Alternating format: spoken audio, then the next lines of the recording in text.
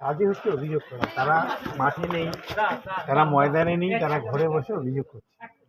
বিরোধীদের এজেন্ট দেওয়ার দায়িত্ব নিশ্চয়ই আমাদের নয়।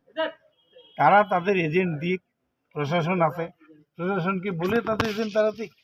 তাদের এজেন্ট যদি কেউ হতে না চায় সে দায়িত্ব নিশ্চয়ই তৃণমূল কংগ্রেসের নয়। এবং তৃণমূল কংগ্রেস 24x7 অর্থাৎ 24 ঘন্টা 7 দিন প্রত্যেক দিন মানুষের হয়ে কাজ করে, মাঠে আছে, ময়দানে আছে, মানুষের আপদে আছে, বিপদে আছে। শীত, গ্রীষ্ম, বর্ষা, তৃণমূল কংগ্রেসে মানুষের ভরসা। তাই মানুষ তৃণমূল কংগ্রেসের পাশে আছে, সাথে আছে।